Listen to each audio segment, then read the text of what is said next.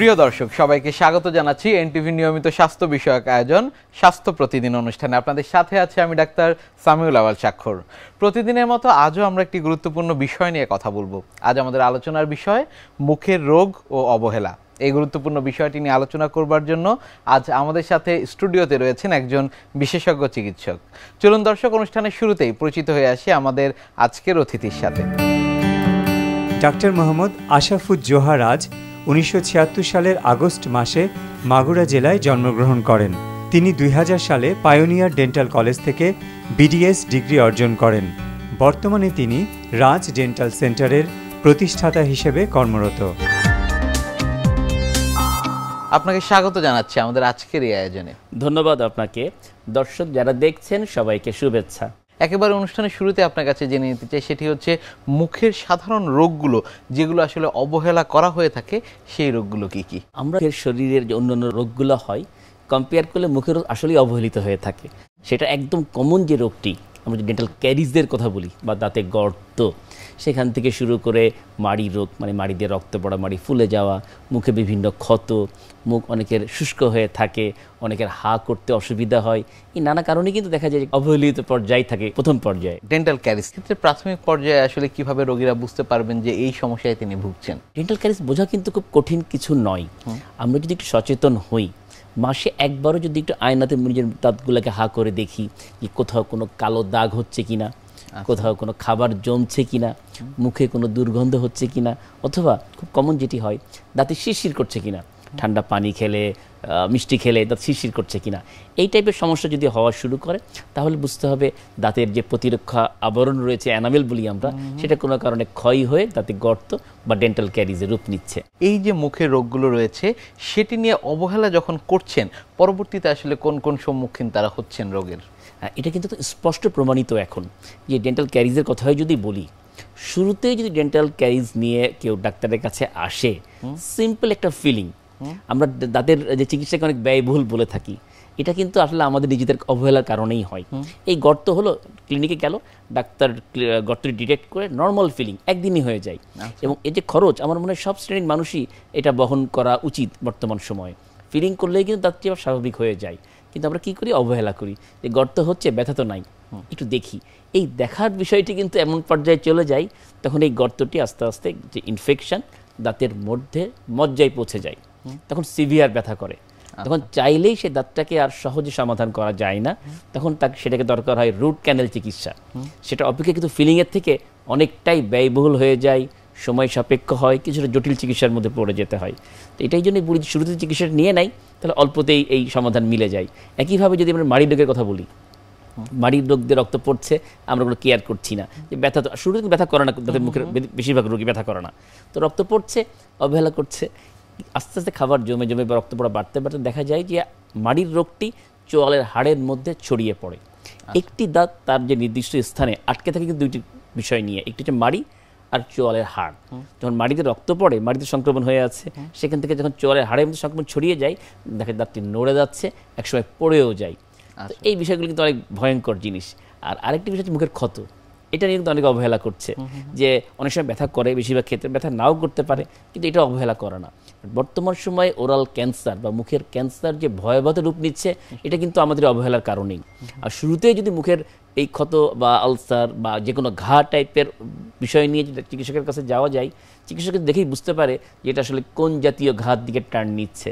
চিকিৎসা নিলে কিন্তু ওই সময় ভালো হয়ে যায়, বাট দেরি করতে করতে করতে কিন্তু একসময় ক্যান্সারের পর্যায়ে চলে যায়। শুধু এখানে নয়, এটা তো বললাম লোকাল মুখের মধ্যকার সমস্যা। এই রোগ যদি পুষে রাখি আমরা, পুষে না, অথবা যদি কোনো ব্যথা করছে, সহ্য করছে না, আশেপাশে কোনো ওষুধের দোকান থেকে ওষুধ খেয়ে সাময়িক বন্ধ করে রাখি, রোগ কিন্তু ওখানে বসে থাকবে না।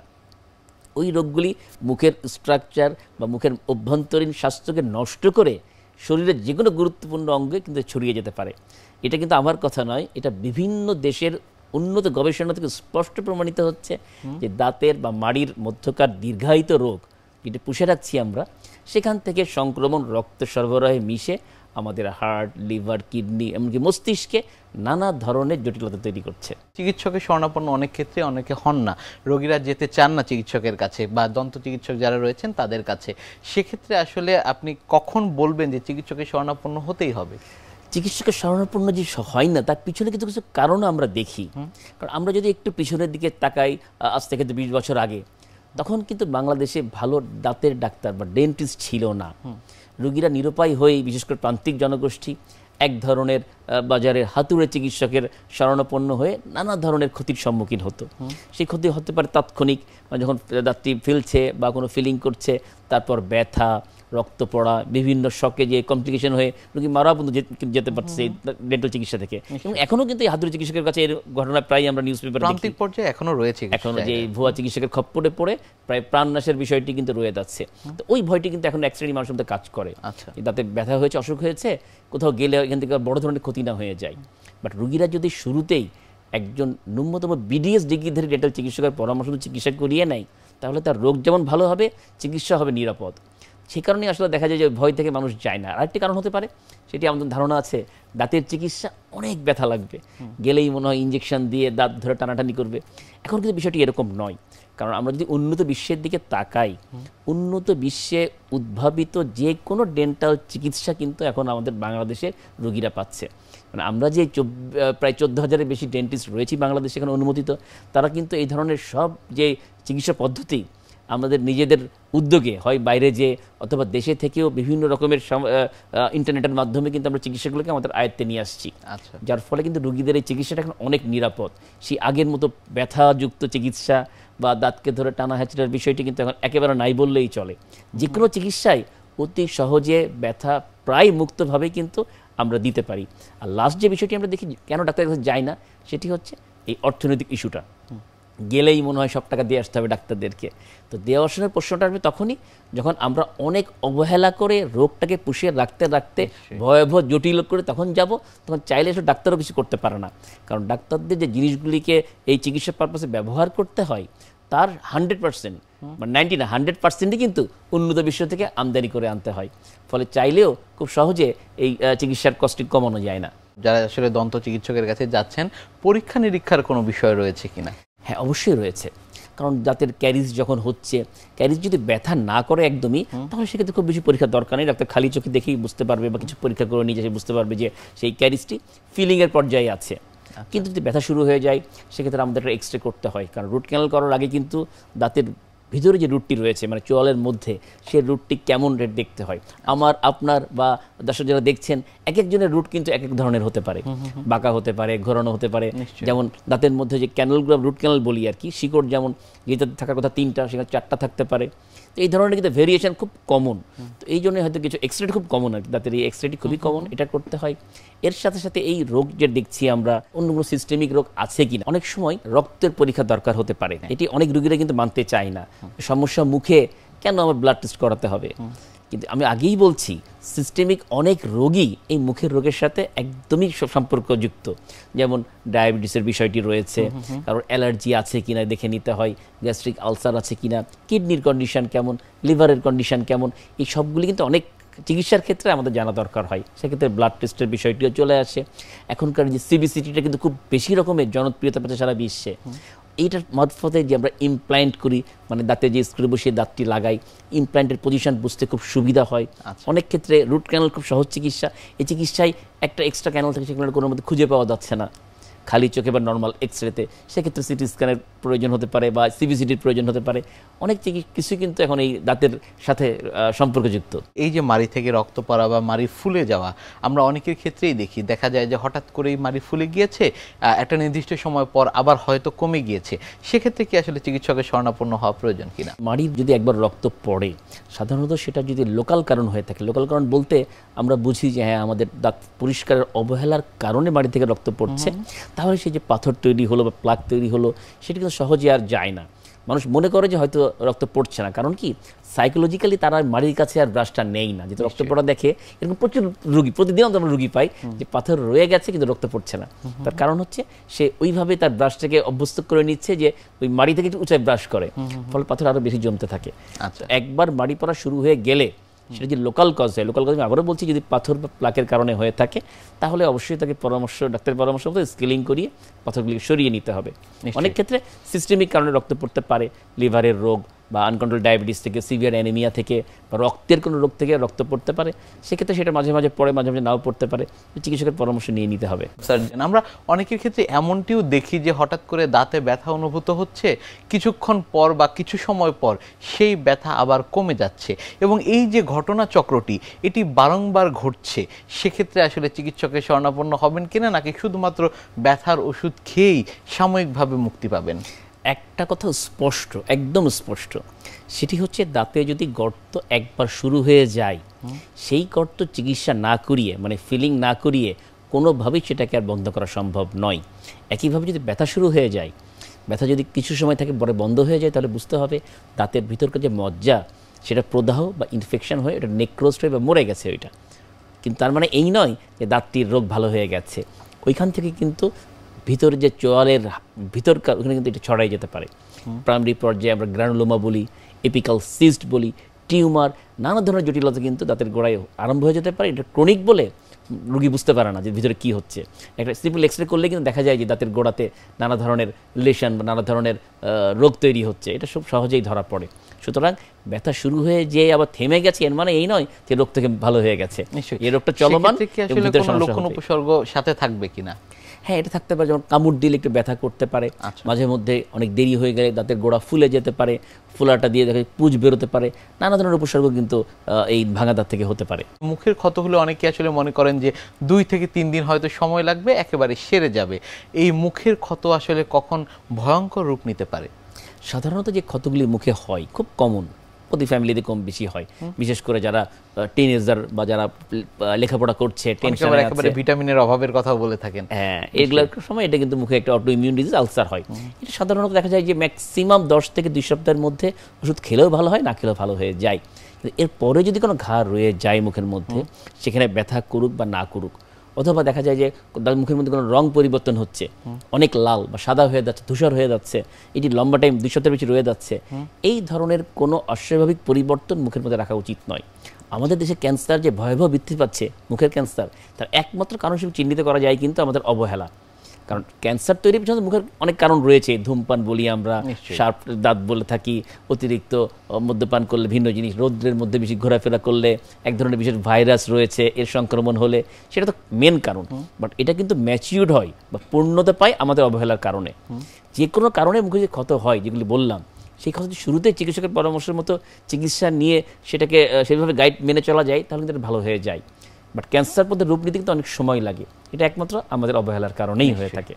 মুখের এই রোগগুলো নিয়ে আমরা আরও কথা বলবো, আপনার কাছ থেকে আরও শুনবো। তবে তার আগে আমাদের এই অনুষ্ঠানে একটি নিয়মিত সেগমেন্ট হচ্ছে বিভিন্ন খাদ্যের পুষ্টি গুণাগুণ সম্পর্কে আমাদের দর্শকদের জানিয়ে দেয়া। প্রিয় দর্শক, দেখছেন স্বাস্থ্য প্রতিদিন। কথা হচ্ছিল খুব গুরুত্বপূর্ণ একটি বিষয়, মুখের রোগ ও অবহেলা নিয়ে। অনুষ্ঠানের পর্যায়ে দেখে নেব বিভিন্ন খাদ্যের পুষ্টি গুণাগুণ সম্পর্কে আমাদের পুষ্টিবিদের কাছ থেকে। দাঁতের সুস্থতায় আমরা কি করব, বা দাঁত সুস্থ রাখতে গেলে আমরা কোন ধরনের খাবার খাবো, আমাদের দাঁতে সাধারণত কেন সমস্যা হচ্ছে, বা দাঁতে অনেকের দেখা যায় আমরা যেটা বলি যে পোকা ধরছে, এটা আসলে পোকা ধরা না, দাঁতে আপনার ক্ষয় হয়ে যাচ্ছে। এখন সেটা কেন হচ্ছে? প্রধানত আমরা যে ধরনের খাবারগুলো খাই, বিশেষ করে সবার কিন্তু চকলেট, ক্যান্ডি, ছোটোবেলা থেকেই বাচ্চাদেরকে আমরা চকলেট, ক্যান্ডি এই ধরনের খাবারগুলো খাওয়াতে ইউজ টু করে ফেলি। বাহিরের যে সফট ড্রিঙ্কস, জুস, এগুলো বাচ্চারা খাচ্ছে, এবং যার কারণে কিন্তু দাঁতের উপরে যে এনামেল রয়েছে সেটা কিন্তু ক্ষয় হচ্ছে। এই দাঁতে যখন আপনার ক্ষয় হচ্ছে, দাঁতের এনামেল ক্ষয় হচ্ছে, পরবর্তীতে এটা থেকে কিন্তু মাড়িতে ইনফেকশন হচ্ছে, ব্যথা হচ্ছে, এবং একটা পর্যায়ে কিন্তু দাঁত ফেলেও দিতে হচ্ছে। তো এই জন্য কিন্তু প্রথমে যে খাবারগুলো নিষেধ আমি সেটা বলবো, কারণ আপনি যদি ছোটোবেলা থেকেই বাচ্চাদেরকে এবং আমরা নিজেরাও যদি যে ধরনের খাবার খেলে দাঁতের ক্ষতি হয় সেগুলো অ্যাভয়েড করতে না পারি, তাহলে কিন্তু আমাদের দাঁতকে সুস্থ রাখতে পারবো না। ঘুম থেকে উঠে কিন্তু আমরা স্বাভাবিক যে হেলদি নাস্তা সেটা গ্রহণ করতে পারি, তারপরে আমরা মিষ্টি জাতীয় খাবার বা মিষ্টি খেতে পারি। শুরুতেই ঘুম থেকে উঠে আমরা যখন মিষ্টি জাতীয় খাবার গ্রহণ করি, সেটা কিন্তু আমাদের দাঁতের এনামেলের ক্ষয় সাধন করে। এই জন্য মিষ্টি জাতীয় খাবার একটু পরে গ্রহণ করতে হবে। চিনিটা অ্যাভয়েড করা উচিত। বাচ্চাদেরকে আমরা বলি চিনি না দিয়ে আপনি কিন্তু আখের গুড় কিংবা হলো যে মধু দিতে পারেন, চিনিটা অ্যাভয়েড করা বেটার। এবং আমাদের বড়দের কিন্তু চিনিটা যতটা সম্ভব আমরা অ্যাভয়েড করতে পারবো, ততই কিন্তু এটা আমাদের দাঁতের সুস্থতা ধারণ করবে। এখন আমাদের যে এই দাঁত, সেই খাবারগুলো আমরা যেগুলো বর্জন করলাম, এর পাশাপাশি আমরা কোন ধরনের খাবার গ্রহণ করব। দাঁত সুস্থ রাখতে গেলে আমাদেরকে কিন্তু ক্যালসিয়ামযুক্ত খাবার গ্রহণ করতে হবে। একটা শিশু যখন পৃথিবীতে জন্মগ্রহণ করে তার আগের থেকে কিন্তু আমরা মাকে বলি যে বাচ্চা যখন গর্ভে থাকে তখন থেকেই মায়ের কিন্তু ক্যালসিয়াম সমৃদ্ধ খাবার আমরা খেতে বলি, যাতে হলো মায়ের হাড় স্ট্রং হয়, মা সুস্থ থাকে, পাশাপাশি বাচ্চার দাঁত এবং হাড় স্ট্রং হয়। তাহলে আপনি বুঝতেই পারছেন যে আমাদের দাঁত সুস্থ রাখার জন্য ক্যালসিয়ামের প্রয়োজনীয়তা কতটুকু। প্রতিদিন আপনি আপনার খাবারে 1 মুঠ করে বাদাম রাখতে পারেন, বাদামে প্রচুর ক্যালসিয়াম থাকে এবং সহজে যেই খাবারটা আপনার ক্যালসিয়ামের চাহিদা পূরণ করবে সেটা কিন্তু আপনার দুধ বা দই। আপনি কিন্তু প্রতিদিন 1 গ্লাস করে দুধ অবশ্যই খেতে পারেন। যাদের হলো ক্যালসিয়াম ডেফিসিয়েন্সি বা ভিটামিন ডি ডেফিসিয়েন্সি রয়েছে তারা কিন্তু চাইলে 450 ml করেও আপনি দুধ খেতে পারেন। দুধ যদি খেতে না পারেন সেক্ষেত্রে দই খেলেও হবে, আপনি 1 কাপ বা 1.5 কাপ পর্যন্ত দই খেতে পারেন। দুধ এবং দইয়ের পাশাপাশি আপনার বাদামের কথা বললাম, এরপর আপনি যেটা খেতে পারেন আমন্ড মিল্ক আছে, কোকোনাট মিল্ক আছে, এগুলোতেও কিন্তু পর্যাপ্ত পরিমাণে ক্যালসিয়াম পাওয়া যায়। যদি সম্ভব হয় তাহলে সেগুলোও গ্রহণ করতে পারেন। এরপরে আসা যাক শাকসবজি। বাঁধাকপি, ব্রোকলি, ফুলকপি, পালং শাক এগুলোতে প্রচুর পরিমাণে ক্যালসিয়াম থাকে। গাজর, টমেটোতেও ক্যালসিয়াম পাওয়া যায়। আপনি এই ধরনের সবজিগুলো নিয়মিত গ্রহণ করার চেষ্টা করুন। এই ধরনের সবজিও কিন্তু আপনার শরীরে পর্যাপ্ত পরিমাণে ক্যালসিয়ামের চাহিদা পূরণ করবে এবং আপনার শরীরে যতটুকু ক্যালসিয়াম দরকার সেটার কিন্তু যোগান দিবে। নিয়মিত যদি এই ক্যালসিয়াম সমৃদ্ধ খাবার আপনি গ্রহণ করতে পারেন, পাশাপাশি ফসফরাস সমৃদ্ধ যে খাবার মানে বিচিযুক্ত যেগুলো আছে, সিমের বিচি কিংবা আপনার মটরশুঁটি, তারপরে মিষ্টি কুমড়ার বিচি, এই ধরনের বিনস জাতীয় খাবার, সিডসযুক্ত খাবার যদি গ্রহণ করেন তাহলে কিন্তু সেটা আপনার দাঁত সুস্থ রাখতে সাহায্য করবে এবং দাঁত যাতে স্ট্রং হয় সেটাতেও কিন্তু সাহায্য করবে। দাঁতের এনামেল যাতে ক্ষয় না হয় সেজন্য যে খাবারগুলো নিষেধ করলাম বা যেগুলো বর্জন করতে হবে সেগুলো যদি মেনে চলতে পারেন তাহলে কিন্তু অনেক বয়স পর্যন্ত আপনি আপনার দাঁতকে সুস্থ রাখতে পারবেন। মুখের রোগগুলো থেকে রক্ষা পেতে কিংবা এই মুখকে সুস্থ রাখবার জন্য কি কি করণীয়? এটা দুইটি বিষয়। একটি হচ্ছে যাতে রোগ না হয় সেদিকে আমাদের খেয়াল করা, আরেকটি হচ্ছে রোগের শুরুতেই তাড়াতাড়ি চিকিৎসকের পরামর্শ নেওয়া। তো সেই মুখের যত্নটি কীভাবে নিতে হবে সবসময় আমরা যেটা বলে থাকি, এখনও সেটাই বলছি, সেটি হচ্ছে দিনে 2 বার ব্রাশ করা এবং সময়টা ঠিক রাখা। সকালের নাস্তার পর রাত্রে ঘুমাতে যাওয়ার আগে, যেটা আমরা ছোটোবেলায় করতাম, আমাদের বাবা মা দাদা দিদিরা করতো, ঘুম থেকে উঠে ব্রাশ করতো। কিন্তু এখন গবেষণা বলছে ওই ব্রাশটার চেয়ে বরঞ্চ যদি সকালের নাস্তার পর আর বিশেষ করে রাত্রে ঘুমাতে যাওয়ার আগে ব্রাশ করে তাহলেই মুখের এই কমন রোগের সিংহভাগকে প্রতিরোধ করা যায়। আর এর পাশাপাশি যেটা যাতে দাঁতের ফাঁকে খাবার ঢোকার প্রবণতা থাকে তারা টুথপিক ব্যবহার না করে ওইখানে বাজারজাত ইন্টারডেন্টাল ব্রাশ অথবা ডেন্টাল ফ্লস ব্যবহার করে জায়গাটি পরিষ্কার করে রাখবে, তাহলে দাঁতমাড়ি ভালো থাকবে। আর আমরা জানি দাঁতের গর্তের জন্য প্রধান দায়ী হচ্ছে মিষ্টি জাতীয় খাবার, সেটিকে কমিয়ে স্বাস্থ্যবান্ধব পুষ্টিকর খাবার বাংলাদেশে সারা বছর পাওয়া যায়, সেগুলোতে বেশি উৎসাহিত হব। লাস্টে যেটা বলছিলাম, কষ্ট হোক বা না হোক, মুখে কোনো রোগ দেখা যাক বা না যাক, অন্তত বছরে 2 বার, না পারলে অন্তত 1 বার যেন চিকিৎসকের পরামর্শ নেয়, কারণ মুখের অধিকাংশ রোগী শুরুতে কোনো ব্যথা বা উপসর্গ থাকে না। নিশ্চয়ই। অনেক ধন্যবাদ আপনাকে আমাদের আজকের এই অনুষ্ঠানে আসবার জন্য। ধন্যবাদ। প্রিয় দর্শক, এতক্ষণ দেখছিলেন স্বাস্থ্য প্রতিদিন। কথা হচ্ছিল খুব গুরুত্বপূর্ণ একটি বিষয়, মুখের রোগ ও অবহেলা নিয়ে। আশা করি আমাদের এই গুরুত্বপূর্ণ তথ্যগুলো আপনাদের অনেক বেশি উপকারে আসবে।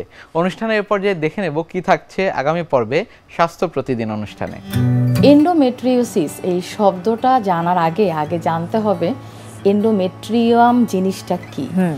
এন্ডোমেট্রিয়াম হচ্ছে আমাদের যে জরায়ু, জরায়ুর মাঝে ভিতরে একটা লাইনিং থাকে, একটা লেয়ার থাকে, ওটাকে আমরা বলি আসলে এন্ডোমেট্রিয়াম। এই এন্ডোমেট্রিয়ামটার ভিতরে যখন কিছু হরমোন কাজ করে, আমাদের প্রতি মাসে যে পিরিয়ড হয়, মেনিস্ট্রুয়েশন হয়, এই এন্ডোমেট্রিয়াম থেকে টিস্যুগুলো শেডিং হয় এবং এটাই হচ্ছে মেনিস্ট্রুয়াল ব্লাডের মাধ্যমে বা পিরিয়ডের রক্ত বাংলায় যদি বলি তা হয়ে আমাদের মাসিকের রাস্তা দিয়ে বের হয়ে যায়। এটাকেই আমরা বলি হচ্ছে পিরিয়ড, একদম মাসিক যেটা, মাসিক যেটাকে বলা হয়, এটা এন্ডোমেট্রিয়াম থেকেই এই শেডিংটা হয়।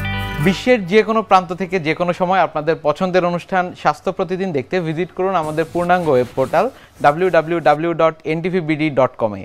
এছাড়া এনটিভি সব জনপ্রিয় অনুষ্ঠান ও খবরের আপডেট পেতে ভিজিট করুন আমাদের ইউটিউব চ্যানেল ও ভেরিফাইড ফেসবুক পেজে। আজ এখানেই শেষ করছি, আগামীতে আবারও দেখা হবে। সে পর্যন্ত আপনারা সবাই ভালো থাকুন, সুস্থ থাকুন, এনটিভির সাথেই থাকুন। আল্লাহ হাফেজ।